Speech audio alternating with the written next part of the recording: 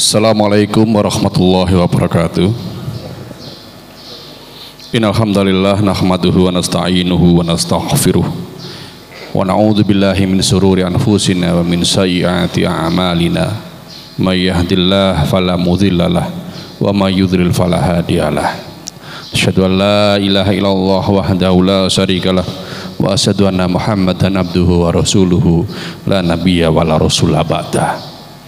Bapak-bapak, ibu-ibu jamaah kajian LKI yang dimuliakan Allah, alhamdulillah kita pada malam hari ini kita bisa bertemu lagi dalam rangka mengkaji kitab Al-Hikam bersama Ustadz Kiai Haji Azhari Dipokusumo di kemarin, yaitu yang nomor 6. Selanjutnya nanti insya Allah nomor 7 kalau nggak ada tambahan lagi, Ustaz.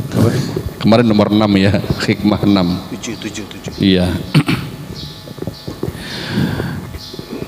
Perlu kita ketahui bersama, alhamdulillah, sekedar informasi, kemarin di aksi bela Palestina, alhamdulillah acara berjalan dengan lancar. Kami ucapkan lewat media ini terima kasih dan jazakumullah khairan kepada seluruh kaum muslimin, masyarakat Sedai Lawas dan sekitarnya, dan Lamongan pada umumnya yang telah ikut serta mensukseskan acara tersebut, karena itu adalah bagian dari kita semua, yaitu tanggung jawab untuk membebaskan Palestina. Hanya itu yang baru kita bisa. Dan juga barangkali Bapak Ibu yang ada di rumah ataupun berada di majelis ini, masih dibuka donasi untuk saudara-saudara kita yang ada di Gaza, Palestina. Barangkali mau mengirimkan donasinya bisa lewat Ustadz Kiai Haji Azhari Dipokusumo atau Ustadz Nanang Misbahul Munir atau ke teman-teman yang lainnya. Semoga menjadi amal jariah dan menjadi hujah bahwa kita peduli terhadap saudara kita yang ada di Palestina. Bapak Ibu yang dimuliakan Allah, selanjutnya ya monggo nanti disimak pemaparan beliau. Barangkali ada yang kurang jelas nanti bisa ditanyakan di sesi tanya jawab. Langsung saja kepada beliau Ustaz Kiai Haji Azhari Dipokusumo, dipersilakan. Bismillahirrahmanirrahim. Assalamualaikum warahmatullahi wabarakatuh. Alhamdulillahirabbil alamin wa bihi nasta'inuhu ala umuri dunya waddin. Asyhadu an la ilaha illallah wa asyhadu anna Muhammadan abduhu wa rasul. Wassalatu wassalamu ala ashrafil anbiya'i wal mursalin wa ala alihi wa ashabihi wa man tabi'ahu bi ihsanin ila yaumiddin. Qala Allah ta'ala a'udzu billahi minasyaitonir rajim. Bismillahirrahmanirrahim. Ya ayyuhalladzina amanu taqullaha wa qulu qawlan sadida yuslih lakum a'malakum wa yaghfir lakum dzunubakum wa may yuti'illaha wa rasulahu faqad faza fawzan 'azima. Qala Rasulullah sallallahu alaihi wasallam fi hadisihi syarif, ittaqillaha haitsu ma kunta wa atbi'is sayyi'atal hasanata tamhuha wa khaliqin nasa bihulukin hasanin. Allahumma arhamna bil Qur'an. Alhamdulillah, para jamaah Masjid Al-Ikhlas yang dimuliakan Allah Ta'ala, kembali kita lanjutkan materi hikam yang ke-7 ya, bisa dibuka. La yusakkikannaka fil wa'di adamu wuqi'il mau'ud wa in ta'ayyana li alla yakuna dzalika qadhan fi basiratika wa ikhmadan linuri sariratika. La yusakkikannaka fil wa'di janganlah kamu menjadi ragu, janganlah sekali-kali kamu meragukan terhadap ya ketidakberlangsungan janji yang dijanjikan Allah.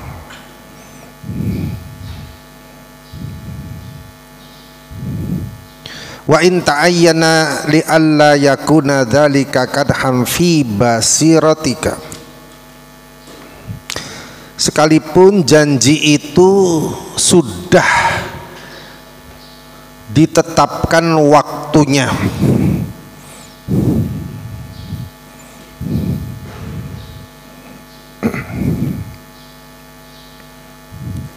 hal itu supaya tidak menjadi celaan bagi pandangan batinmu, li alla yakuna dzalika qadham fi basiratika. Jadi itu basirah kita menjadi tercela ketika kita ragu terhadap janji Allah. Artinya memang harus yakin bahwa inna wa'dallahi haqqan, bahwa janji Allah itu pasti benar. Itu bedanya kita melihat janji Allah dengan janji manusia. Tetapi ingat, janji Allah itu Allah yang menentukan sendiri waktunya, bukan kita yang menentukan. Nggak bisa kita mendikte Allah Subhanahu wa ta'ala. Wa ihmadan linuri sariratika, dan tidak memadamkan cahaya hatimu. Jadi cahaya hati dan dzuk pandangan batin kita itu bisa rusak, gitu loh maksudnya.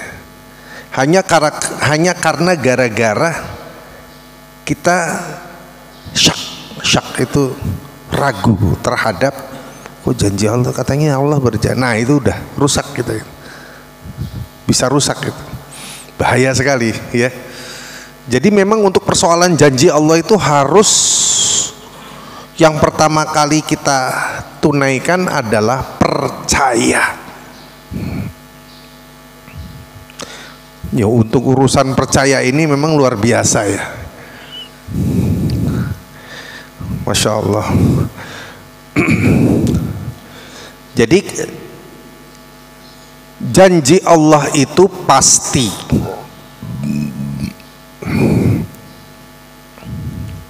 tapi pengabulannya mungkin tetap tidak akan selalu sesuai dengan harapan kita, gitu loh. Maunya kita itu Gaza jangan sudah selesai, tapi kenapa Allah berlangsungin ini? Karena masih ada di antara umat Islam memang yang harus ditutup, harus dibengak-bengoki karo Pak Budi. Lah ngono ta? Lah enggak dibengok, harus dibakar semangatnya, harus ngetotol Ustadz Bahtiar Nasir loh ngono. Pontang-panting kita ke ngurusi macam-macam perizinan kita. Wah, itu betul-betul kepala itu penat sekali itu ya. Waktunya cuma 1 minggu ini. Kalau bukan pertolongan Allah nggak bisa gitu. Jadi gini nih, bukan hebatnya panitia ya.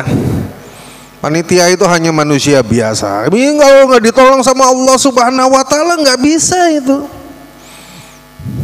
Tapi karena kita itu terbayang-bayang di benak kepala kita itu bagaimana kepala yang pecah, tangan yang putus, tubuh yang berhamburan. Sampai sekarang tuh masih membayang itu. Mata anak menangis melihat kamera, antum nggak terasa tuh itu. Di mana kamu wahai kaum muslimin? Waduh, susah tuh gitu. Nanyanya di dunia, alhamdulillah ini, alhamdulillah. Kalau di akhirat mereka nuntut. Nah ini tadi itu penting tuh. Kata-kata itu perlu disampaikan. Sudah habis, kita nggak bisa balik ke bumi. Astagfirullah. Nah ini kenapa kok kita ingin supaya Gaza itu selesai, maunya kita gitu, maunya gitu. Tapi Allah punya rencana lain.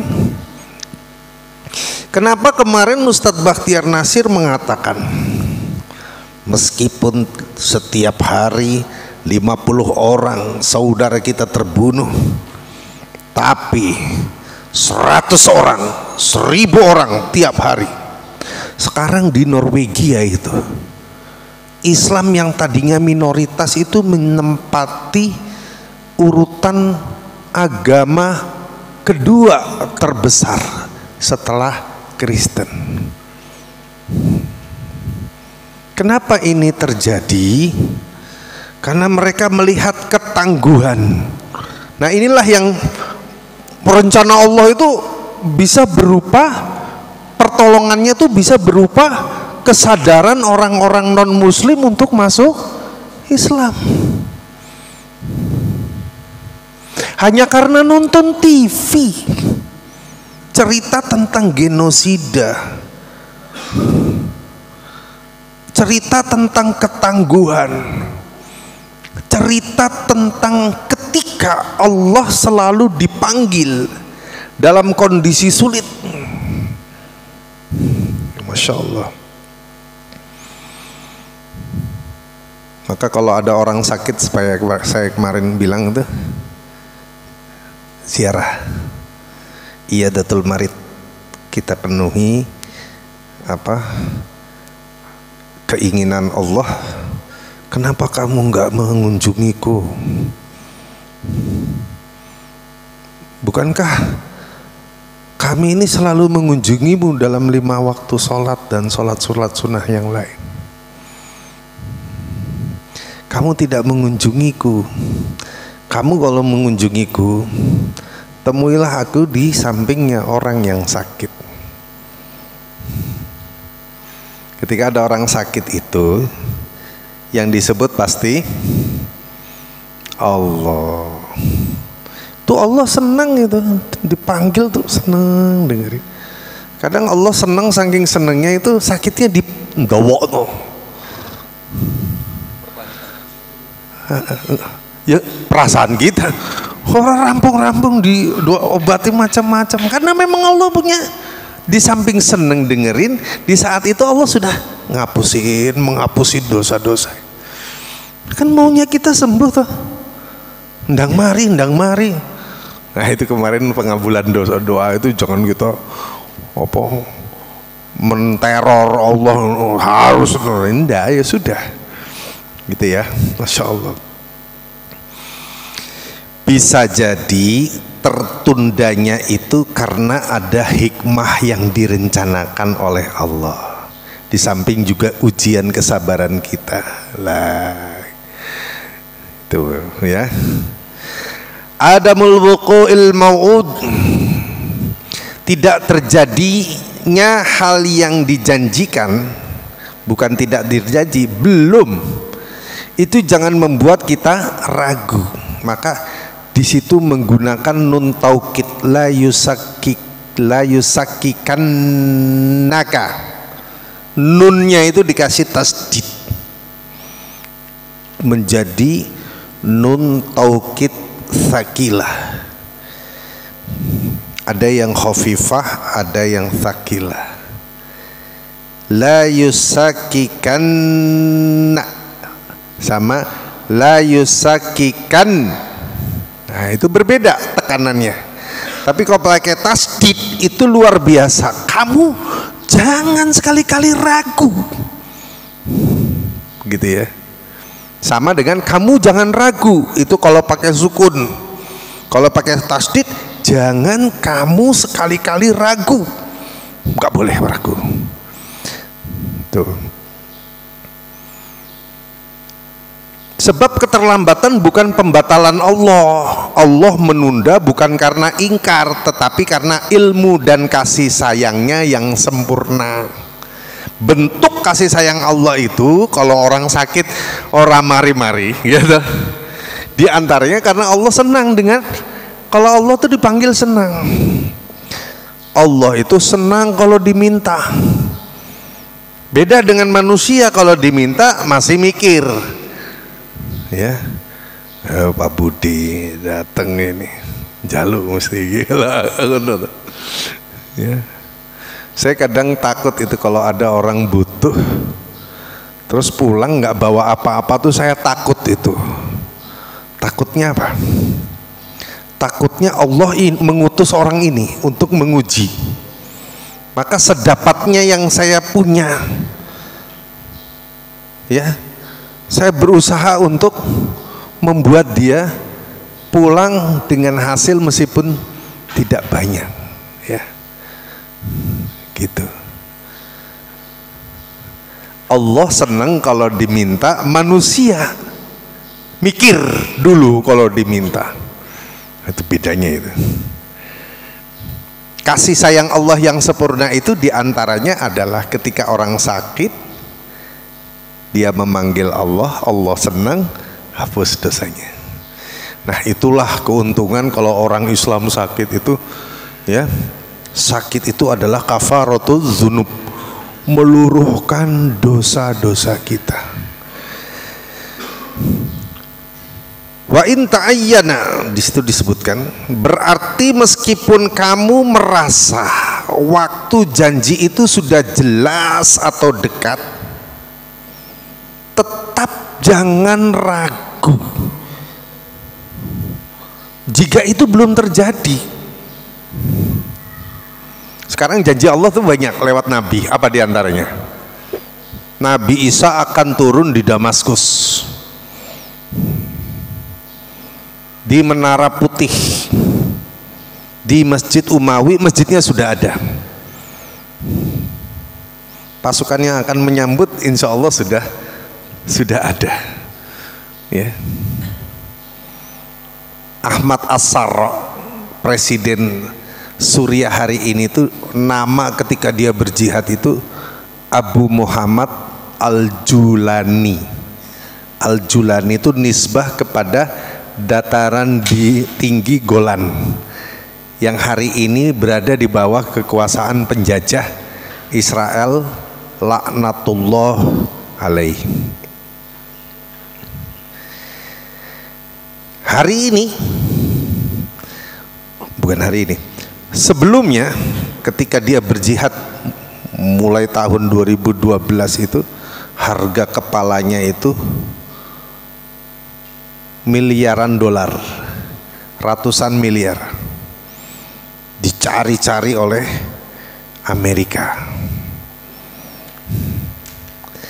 Dan dengan izin Allah, qul Allahul Malikul Mulk, Allah itu raja dari segala raja-raja.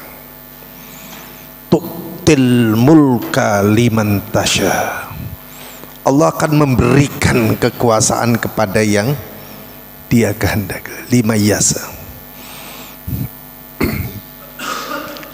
Wa tanzi'ul mulka mimman tasya.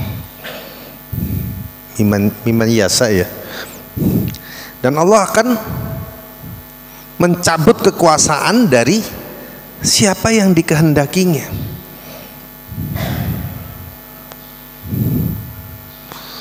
Wa tu'izzu man tasya wa tudhillu man tasya. Allah menghinakan dan memuliakan siapa yang dihendaki. Biyadikal khair. Gitu ya. Yang dihinakan, yang dicabut kekuasaannya Bashar Assad, yang dimuliakan dan diberikan kekuasaannya adalah kaum muslimin yang setiap hari memperjuangkan. Nah, untuk kasus Suriah Allah sudah memberikan janjinya. Untuk kasus Palestina secara umum, Gaza secara khusus, Allah masih memberikan waktu yang kita tidak tahu. Jangan sampai karena molornya waktu ini kemudian kita mulai tumbuh rasa syak. Nauzubillah min dzalik. Nauzubillah min dzalik. Gak boleh itu ternyata. Karena itu akan mematikan basiroh kita. Ya. Nah, tujuan daripada peringatan ini agar tidak merusak mata hati basiroh dan tidak memadamkan cahaya di hati kita ini. Karena begitu kita tidak yakin kepada Allah, itu sama dengan saya mengingat apa yang disampaikan oleh Rasulullah begini. Ana inda dhanni abdi, aku itu tergantung persangkaan hambaku terhadap diriku. Jadi kalau ragu, ya Allah nggak peduli.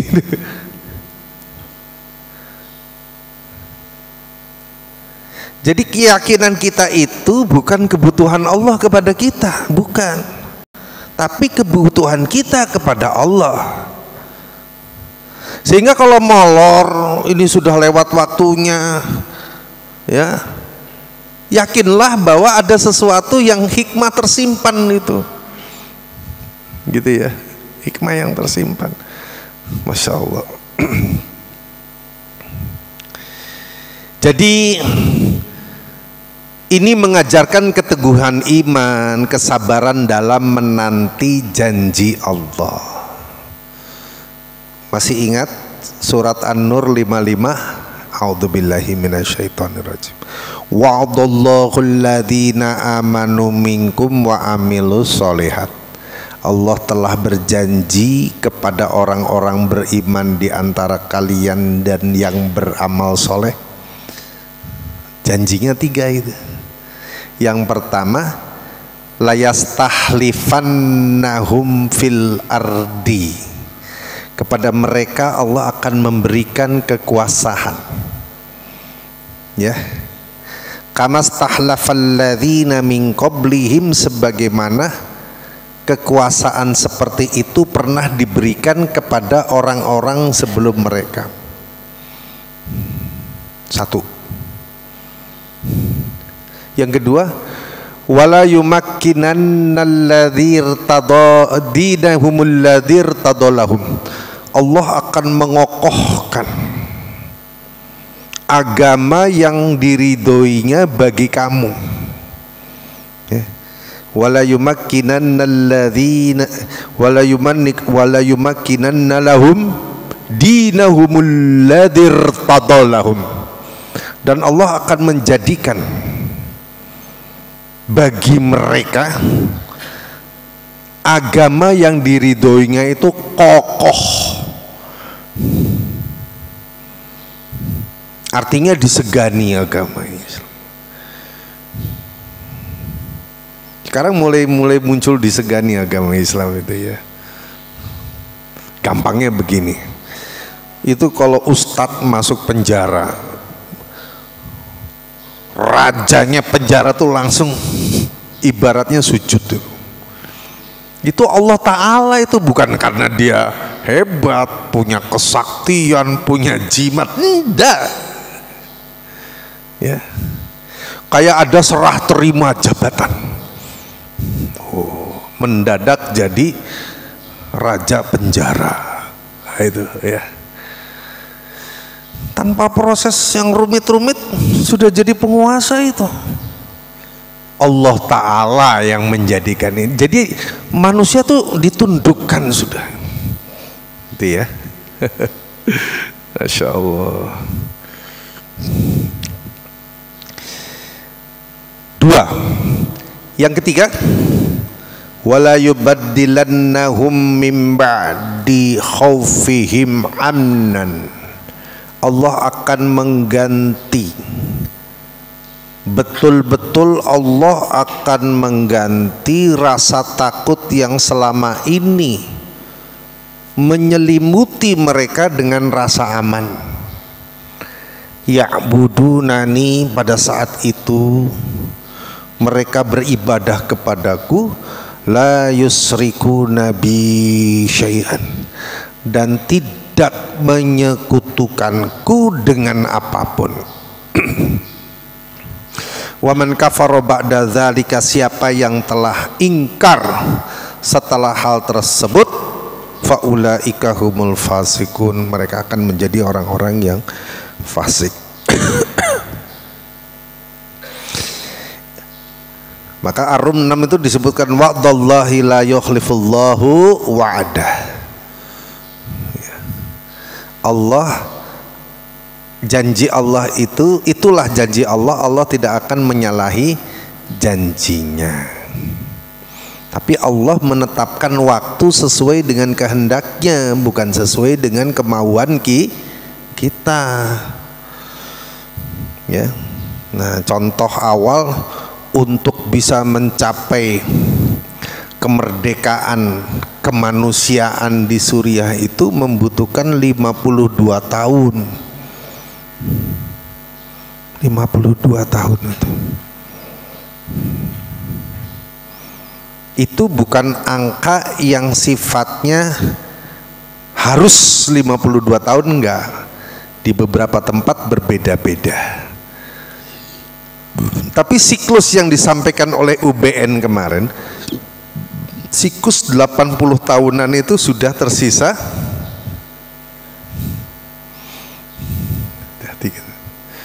Sekarang Israel sudah ditinggal Amerika itu, Inggris,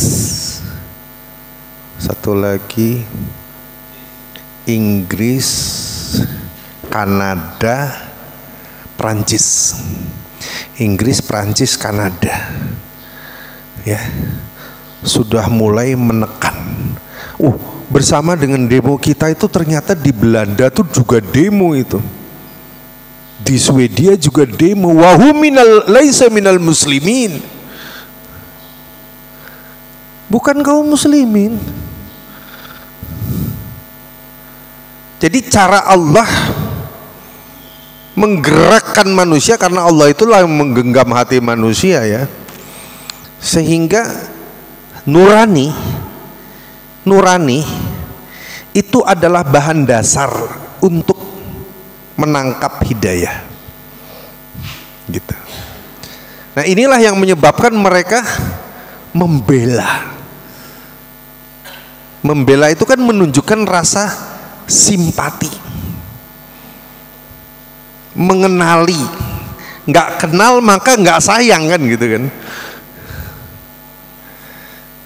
Kalau bahasa Jawanya, witing trisno jalaran soko kulino disi. Kenal dulu. Mereka akhirnya kenal itu sama bangsa yang dihabisi oleh Israel, nggak habis-habis itu. Trisno itu akhirnya mulai seneng muncul. Siapa yang munculkan hati nurani itu? Allah. Kalau kita demo, ya harus demo, wajar. Mangku nggak demo ya Pak, itu kan demo juga gitu. Alhamdulillah aparat keamanan memberikan jaminan keamanan, ya. Kita perlu apresiasi betul. Tidak ada gangguan, tidak ada provokasi, semuanya lancar. Bubar orangnya, bubar sampahnya juga bersih. Ya masih ada kotor-kotor sedikit, ya, wajar lah ya. Ya begitu kita itu. Nah, Allah tidak akan memberikan janjinya kecuali Dia akan memberikan kesulitan seperti terlebih dahulu. Ini yang penting perlu kita tahu. Fa inna ma'al usri yusrun. 2 kali. Inna ma'al usri yusrun. Kalimat pengulangan di dalam bahasa Arab itu maksudnya takkid, penegasan bahwa setiap kesulitan yang kita hadapi ini pasti ujungnya adalah kemudahan, ya, kemudahan. Qala Rasulullah sallallahu alaihi wasallam, ya,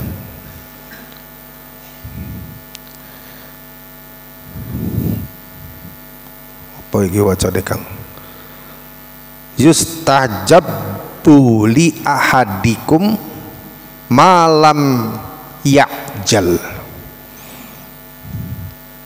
Pasti akan dikabulkan doa salah satu di antara kalian selama dia tidak tergesa-gesa dalam berdoa.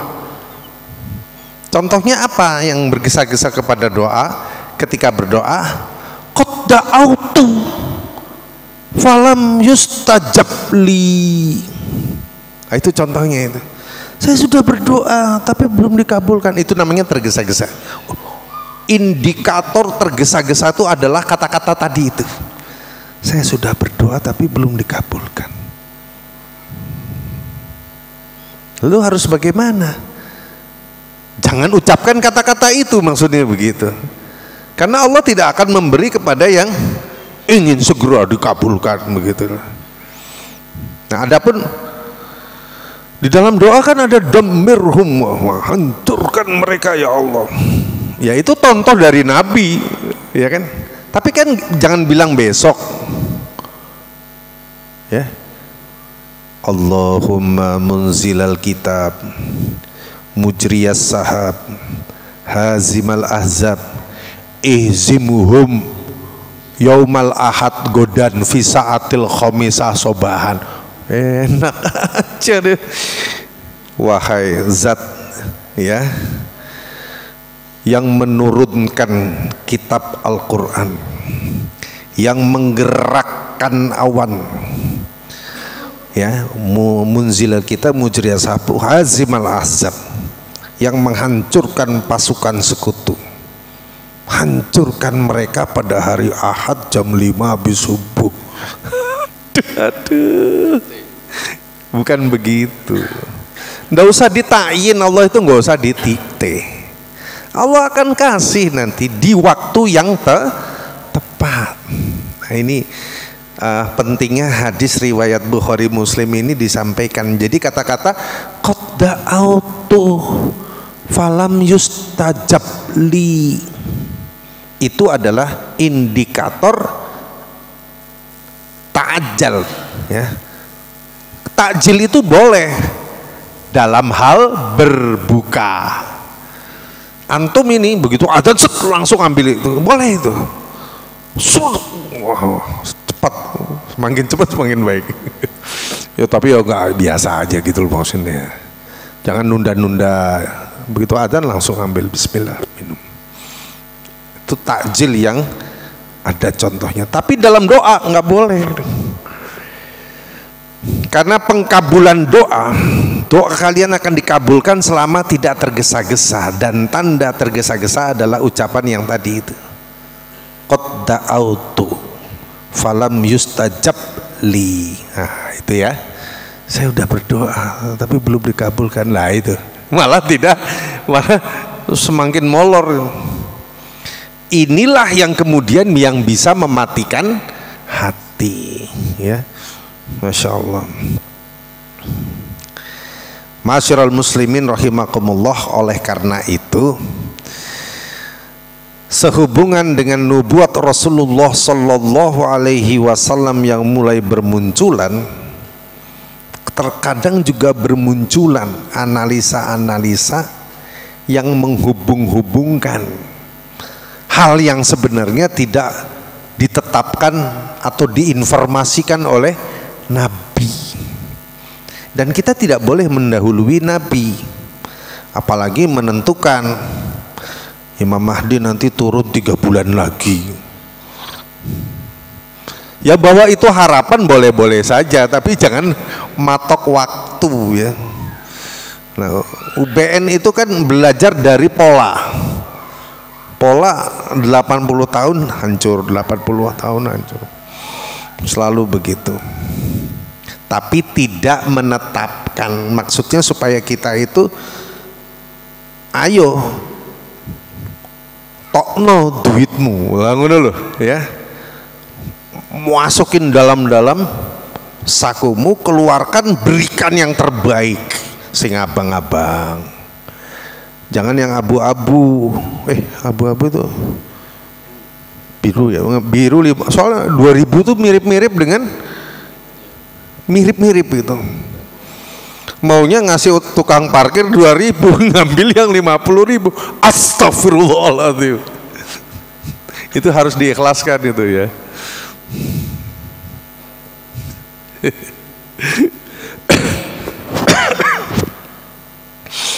Jadi gitu saudara-saudara sekalian, memang manusia itu dilahirkan ajula. Ajula itu apa? Ingin tergesa-gesa. Nah, beda dengan militer. Militer itu bukan tergesa-gesa, cepat tanggap. Contohnya, tergesa-gesa itu kemudian menjadi satu hal yang mendesak ketika situasi mengancam nyawa. Ya kita harus lari tergesa-gesa. Jangan jalan kayak prajurit keratonan Kasunanan prajurit Kasunanan Keraton Surakarta. Pernah antum coba di sana. Cara mereka berbaris tuh lama. Komandonya begini. Para tom-tom monggo kula aturi siap. Inggih. Para tom-tom monggo kula aturi majeng mlampah. Brak. Brak. Brak. Mbok tekane kapan ini Kak? Tapi kalau sudah blar atau ada kan biasanya ada dung, terus ada begini, nah itu ada blar, nah sing itu berarti memang orang harus tergesa-gesa, nggak boleh model cara baris keraton itu gitu loh. Ini makanya di dalam militer dilatih terkait dengan untuk menyelamatkan nyawa. Menyelamatkan nyawa itu wajib. Dia termasuk maqasidus syariat. Tujuan diturunkannya syariat itu diantaranya menjaga agama, menjaga jiwa, menjaga harta, menjaga kehormatan. Satu lagi Ustaz, 5 itu ya, 5 hal yang mendasar. Semua syariat Islam yang termaktub di dalam Quran dan Sunnah itu tujuannya adalah untuk diantaranya menjaga nyawa kita. Nah, nyawa kita itu kalau misalnya menjaga tuh maksudnya bagaimana? Ya kalau sakit ya berobat gitu loh. Sakit berobat. Nah, ini Ustaz, misalnya saya sudah merasa parek, saya pasrah saja, itu boleh nggak? Boleh, ya, boleh. Karena hal itu sudah sampai kepada situasi batin dia merasa terpanggil. Jadi dia siap menyongsong kematian. Meminta keluarganya sudah tidak perlu ke rumah sakit. Di sini saja panggil anak-anak kumpul semua. Terus dia meninggal. Hal itu terkait bisa dengan permohonan dia kepada Allah yang dia rasa Allah akan memberikan jawabannya dalam bentuk seperti ini. Akhirnya dia meninggal di tengah anak-anaknya. Ada yang meninggalnya lama, belum juga, karena anaknya belum datang. Bisa jadi dia berdoa kepada Allah, dikabulkan, anaknya datang, dia meninggal. Nah begitu ya. Ikhtiar kauninya dia hentikan karena dia sudah rindu, sudah pasrah. Orang kalau sudah pasrah itu kan sudah terserah Allah, sudah sangat yakin bahwa Allah itu akan mengambil nyawa kita. Kita yakin ya Allah mengambil nyawa kita. Harus yakin, ini harus yakin tuh harus selesai di depan. cerita tentang keyakinan ini yang memukau adalah kisah Isra Mi'raj. Isra Mi'raj itu sama sekali nggak bisa dinalar, harus diselesaikan dengan iman. Ya, logika berhenti kondisi saat itu karena otak manusia ini tidak bisa melampaui tempurung kepalanya. Volumenya sangat terbatas, sementara logika Allah, logika langit itu tak bertepi. Jadi nggak bisa diutak-atik pakai akal manusia. Yang harus menyelesaikan adalah yakin. Abu Bakar yakin dengan kisahnya Nabi, tapi Abu Bakar ingin orang-orang Quraisy yang ngojok-ngojoki Abu Bakar ini, kalau Abu Bakar nggak percaya sama temennya ini, selesai Islam, habis dah. Tapi Abu Bakar bertanya, wahai Rasulullah, coba gambarkan keadaan Al-Aqsa. Sama Rasulullah digambarkan. Orang-orang Quraisy itu juga melihat, pernah ke Al-Aqsa. Jadi dia, Abu Bakar itu menginisiasi, membuat inisiatif supaya Rasulullah bercerita penggambaran tentang Masjidil Aqsa itu kepada orang-orang Quraisy yang sebagian besar rata-rata mereka pedagang, pernah sampai di sana. Persis plek.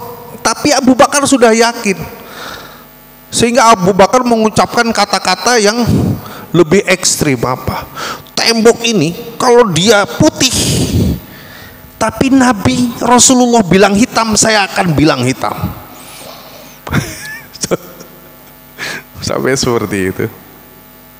Nah, Rasulullah itu adalah utusan Allah yang pasti benar dan maksum, dijaga oleh Allah. Azan dulu. Azan. Mas, kita skors, kita nanti azan sebentar.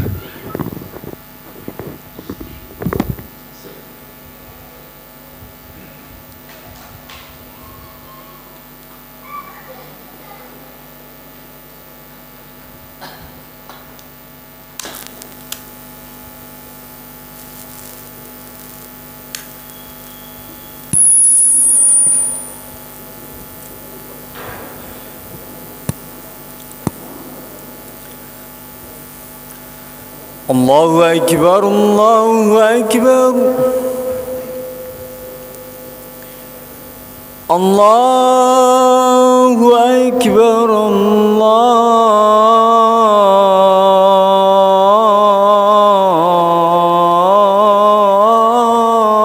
Akbar.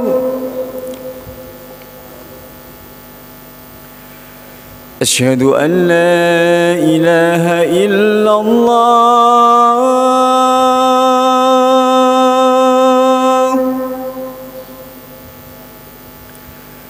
أشهد أن لا إله إلا الله.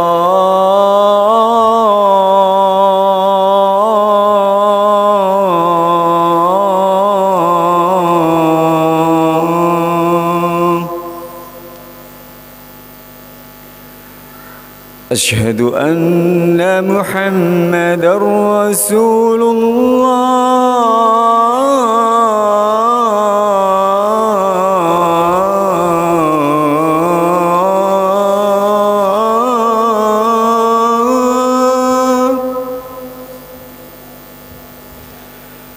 أشهد أن محمدا رسول الله.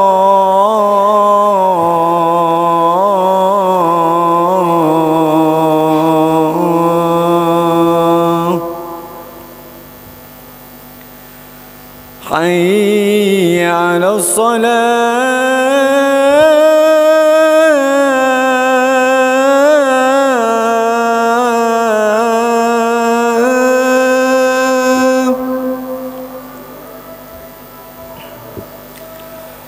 حي على الصلاة.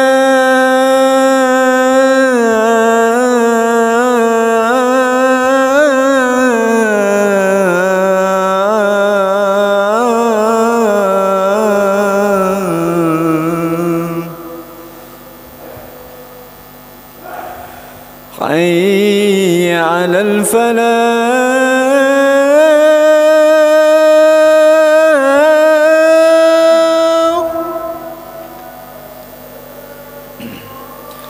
حي على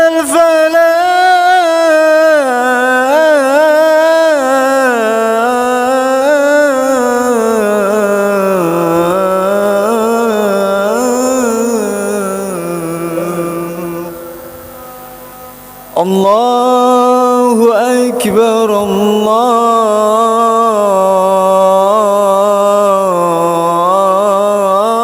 الله أكبر لا إله إلا الله.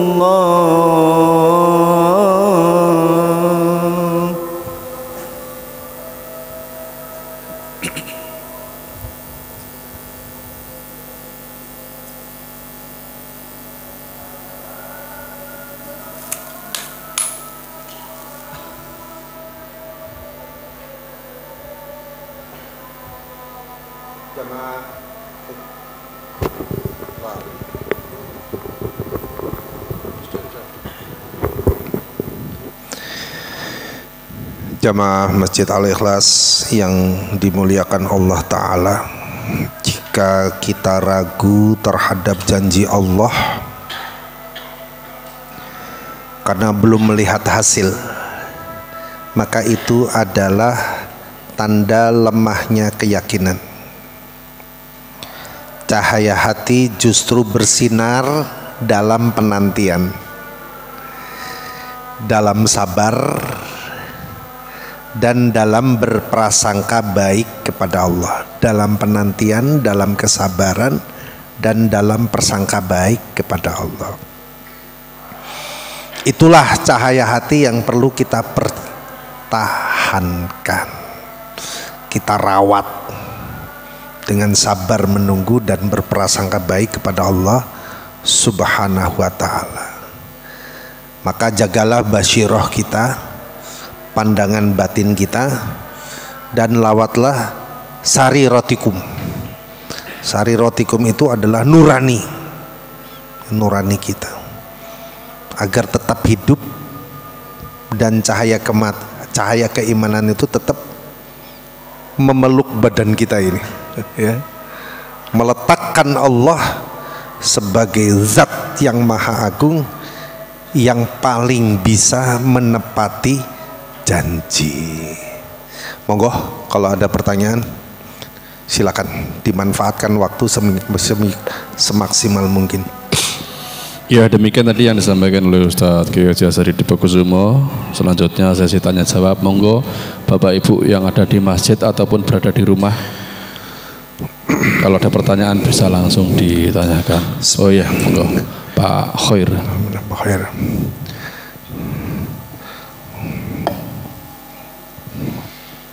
Bismillahirrahmanirrahim. Assalamualaikum warahmatullahi wabarakatuh. Waalaikumsalam warahmatullahi wabarakatuh. Yang saya tanyakan begini, Tat. Hadis Rasulullah tadi bahwa Rasulullah itu melarang kita untuk bersifat tergesa-gesa, gitu, Tat. Iya. Sementara dalam ayat Quran kan disebutkan khuliqal insanu ajula. Manusia itu memang sifatnya tergesa-gesa. Dalam menyikapi antara hadis ini dengan ayat ini bagaimana, Tat? Dalam memadukan antara larangan, sementara ayatnya memang manusia itu sifatnya tergesa-gesa, begitu. Ini pertanyaan pertama. Yang kedua, dalam tergesa-gesa yang sifatnya gimana yang dilarang oleh agama, dan sifat tergesa-gesa mana yang diperbolehkan. Oke, sekian. Assalamualaikum warahmatullahi wabarakatuh. Waalaikumsalam warahmatullahi wabarakatuh. Baiklah, khuliqal insan ajula, itu Allah menginformasikan bahwa tabiat manusia itu macam-macam, tergesa-gesa, ya. Ada yang tempat salah dan lupa, ya. Ada lagi yang lemah, ya. Manusia itu tabiatnya memang lemah gitu, mudah berubah-ubah.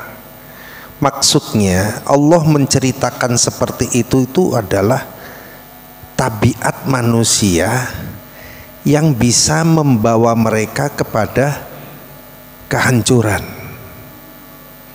Nah, ketika Allah menurunkan Al-Quran, itu harus diinformasikan sebagai bentuk kewaspadaan untuk dihindari dan ditaklukkan dengan keimanan. Karena seseorang kalau sudah keimanan, dia akan mentaati Allah dan Rasulnya. Maksudnya begini, Allah menginformasikan manusia itu diciptakan suka mengeluh. Itu bukan berarti Allah merencanakan hal itu, memerintahkannya, bukan. Itu adalah sebuah tabiat manusia yang semua kita punya. Ya, kita ingin segera urusan selesai, tapi kita juga lemah, dhaifan, tergesa-gesa, macam-macam. Nah, ketika Rasulullah menyebutkan, ya, Allah tidak akan mengabulkan doa selama tidak tergesa-gesa. Itu justru nyambung. Nyambungnya bagaimana? Di situ sebelum sampai kepada larangan yang dikeluarkan oleh Nabi, kita sudah diingatkan tentang Allah, tentang Rasulullah, tentang Islam dari A sampai Z, tentang iman itu kita harus bagaimana. Kalau Allah sudah perintah, meskipun manusia bersifat tergesa-gesa, tetapi kalau Allah tidak menghendakinya, kita hanya punya dua pilihan.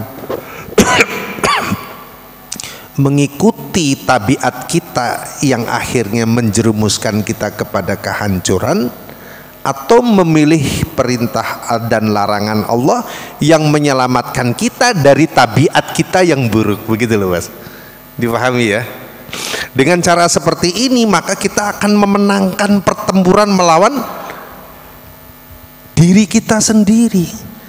Beberapa waktu yang lalu kan pernah saya sampaikan bagaimana Nabi Yusuf itu i'tiraf, memberikan sebuah testimoni, pengakuan.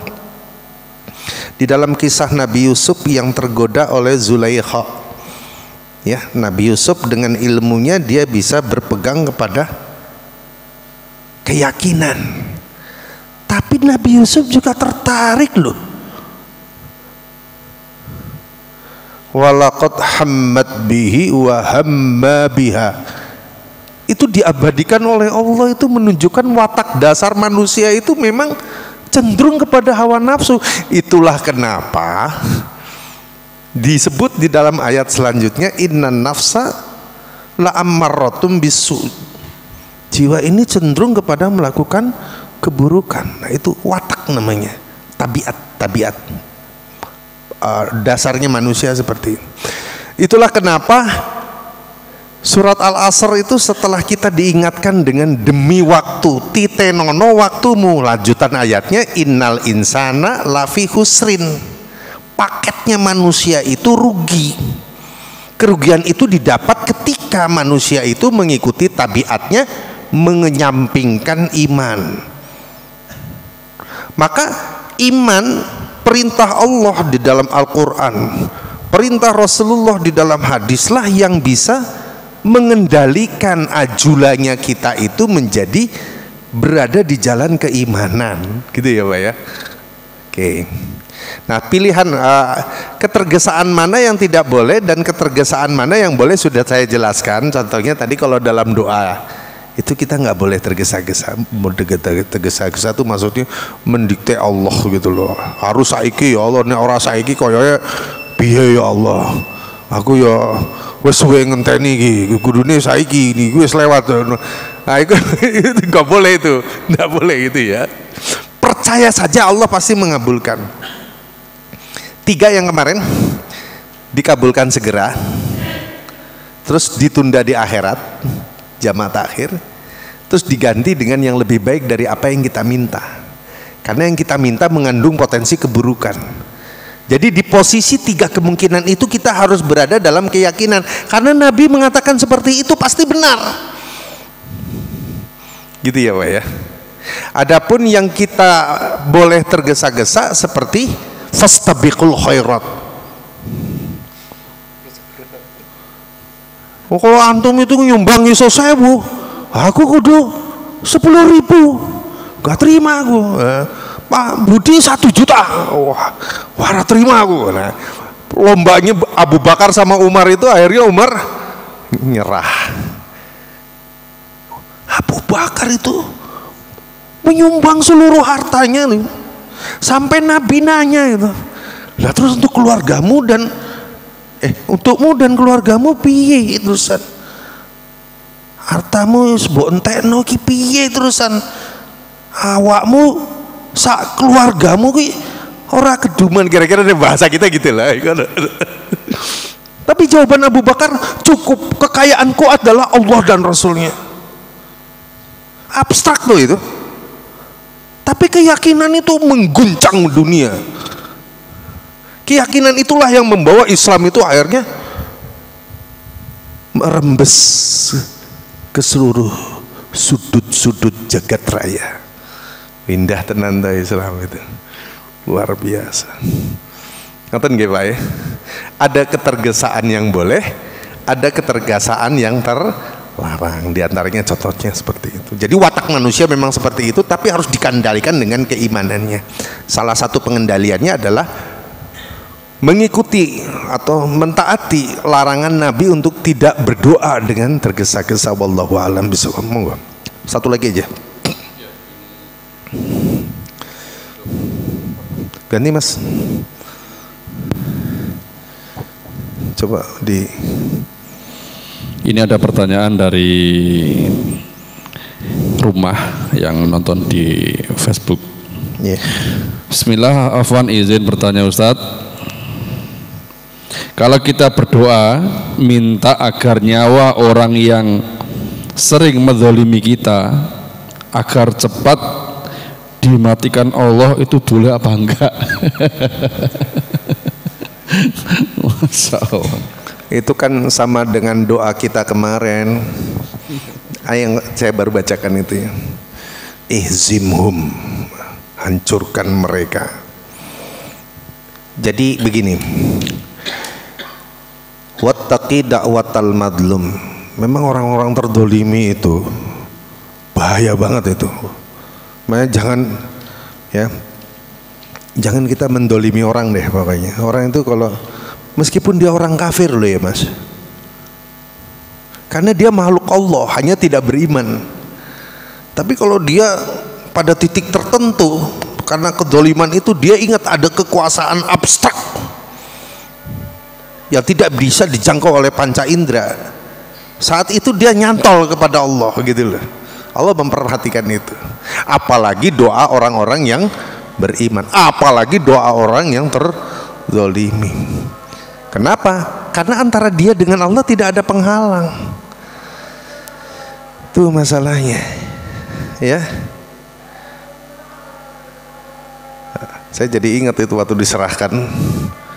Saya diserahkan nantum pada kumpul di tuan rumah itu ibu yang menyerahkan, mudah-mudahan Ustadz tidak ada dendam. Ya saya udah bilang udah 0. Saya sudah Pertamina mulai dari 0. Ya gitu toh. Hanya kadang-kadang saya berpikir, doa saya dulu itu ketika dalam kondisi tertekan, itu pertanyaan dia di cancel isora atau masih berlanjut. Tapi saya berdoanya begini, ya Allah, bagaimanapun pada kondisi ketika saya tertekan, saya terdolimi, tapi dengan kasih sayangmu yang melampaui amarahmu ya Allah, saya sekarang berdoa untuk kebaikan orang yang pernah mendolimi saya. Paham ini ya? Jadi gitu ya, saudara yang di rumah, kalau kamu didolimi orang, sementara keyakinanmu masih tertata rapi di hati, doakanlah kebaikan. doakanlah kebaikan. Karena Rasulullah itu sudah teraniaya sedemikian rupa, berdarah-darah, sing nesu yo malaikat, ya toh, sampai mendatangkan malaikat penjaga gunung, bukan Uhud, Hunain, ya. Itu minta izin kepada Nabi, aku sesek, sirahku umup. Ini gue ngebayangkan gaya kita berbicara maksudnya gitu ya. Monggo ya Rasulullah, jenengan dawuh nopo, perintah pripun, kalau perintah untuk menghancurkan umat ini, tak suruh nih malaikat yang tak bawa sekarang ngangkat itu bukit blek no. Lo malaikat yang ngomongi.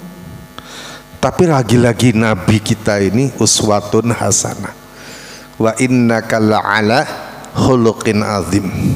Akhlaknya itu sundul langit, nggak terkejar. Dia mengatakan, jangan, aku masih berharap bahwa nanti keturunan mereka akan menyembah Allah. Masya Allah. Gitu ya.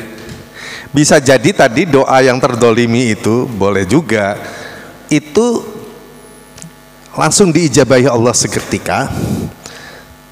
Ada yang ditunda di akhirat. Tapi kalau dia bertobat, mansuh itu yang mendolimi maksudnya. Jadi pejuang Islam seperti Umar bin Khattab, mansuh dia.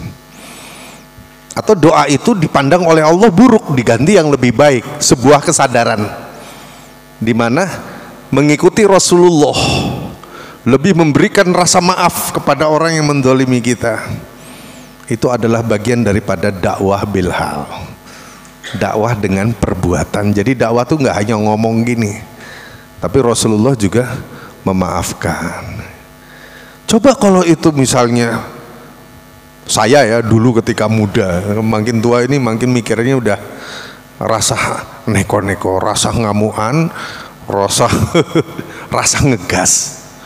Sekarang ini kita harus bagaimana kita mau ngegas ya. Allah yang sudah diposisikan oposisi oleh Fir'aun.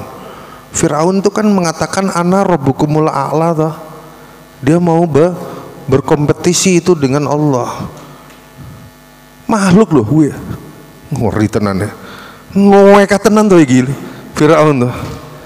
Tetapi Allah memerintahkan Musa dan Harun untuk mengatakan perkataan yang lembut, bukan mencak-mencak. Wah, enggak. Karena harapannya agar dia mendapatkan betul. Memang kalau kita ngomong dengan orang dengan lembut, sama ngomong dengan kasar hasilnya beda. Itulah keteladanan para nabi, keteladanan Rasulullah yang merupakan panutan kita. Kita dipimpin oleh ajaran Islam, bukan dipimpin oleh hawa nafsu kita. Aqulu qouli hadza wa astaghfirullah li wa lakum wa lisairil muslimin wal muslimat min kulli dzambin. Alhamdulillah wastaghfiruhu innahu huwal ghafurur rahim wa billahi taufiqil aqwamit thoriq walhamdulillahi rabbil alamin. Wassalamualaikum warahmatullahi wabarakatuh. Waalaikumsalam. Sebelum ditutup, saya ingin memberikan sebuah closing ya. Ini cukup menarik dari sedikit kesimpulan yang disampaikan oleh Ustadz Dipo tadi, yaitu Allah Subhanahu wa taala cinta terhadap hambanya, senang terhadap hambanya walaupun hamba itu sakit dan menderita. Cukup menarik. Dengan menangis, dengan merintih, dengan menyebutkan ya Allah, ya Allah, ya Allah. Kok bisa Allah tega dengan kita? Itu menjadi sebuah pertanyaan. Ternyata Bapak Ibu, itu sama dengan kita manusia. Ketika kita lihat anak kecil yang lucu, imut-imut, kadang-kadang kita karena saking cintanya kita cubit Ustadz, nangis. Dengan nangisnya itu kita suka, kita tertawa gitu loh. Oh iya, menang, diam, cubit lagi. Nah, maaf Ustadz, saya cubit-cubit. Dan menangis itu kita senang, iya, kita malah senang. Maka yang menjadi garis besar ketika ingin kita dicintai oleh Allah Subhanahu wa taala dan tidak menunggu kita sakit, maka ketika kita bahagia, ketika kita kaya, ketika kita dilapangkan rezekinya atau yang lainnya dengan suasana yang bahagia, maka perbanyaklah menyebut nama Allah Subhanahu wa taala agar kita dicintai oleh Allah dalam kita keadaan yang lebih senang dan tidak menderita. Demikian, mohon maaf kalau ada kesalahan. Ya, kita tutup dengan bacaan hamdalah dan doa kafaratul majelis. Alhamdulillahirabbil alamin, subhanaka Allahumma wa bihamdika asyhadu an la ilaha illa anta astaghfiruka wa atubu ilaik. Wassalamualaikum warahmatullahi wabarakatuh.